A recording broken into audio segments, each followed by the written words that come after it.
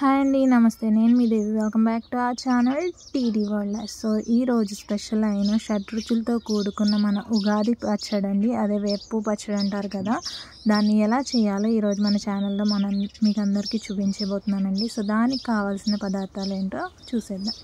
దానికోసం వేపు అండి, ముఖ్యంగా కావాల్సింది వేప పువ్వు, అలాగే బెల్లం, మామిడికాయ ముక్కలు, కొత్త చింతపండు అండి, అలాగే అదేవిధంగా పుట్నాల పప్పు ఉంటే చెరుకు ముక్కలు కూడా తీసుకోవచ్చండి.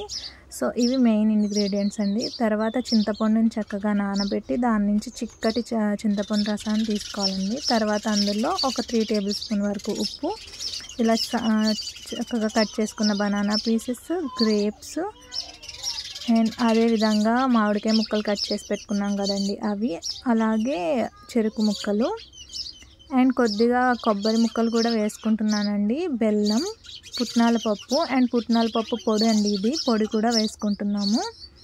అండ్ దీంట్లోనే నేను కొద్దిగా మస్క్ మెలాన్ కూడా కట్ చేసి వేసుకున్నానండి. మీకు ఇష్టం లేకపోతే స్కిప్ చేసేయచ్చు. అదేవిధంగా 3 టేబుల్ స్పూన్ వరకు కారం అండి. ఇవన్నీ వేసుకొని చక్కగా మిక్స్ చేసుకోవాలండి. చాలా ఈజీ అండి ఉగాది పచ్చడి చేసుకోవడం. ఈ సీజన్లో ఉగాది పచ్చడి తింటే కూడా చాలా మంచిది. సో కొంతమందికి ఇష్టం ఉండదు కదండి. సో ఒకసారి ఇలా ట్రై చేసుకొని తినండి, చాలా బాగుంటుంది.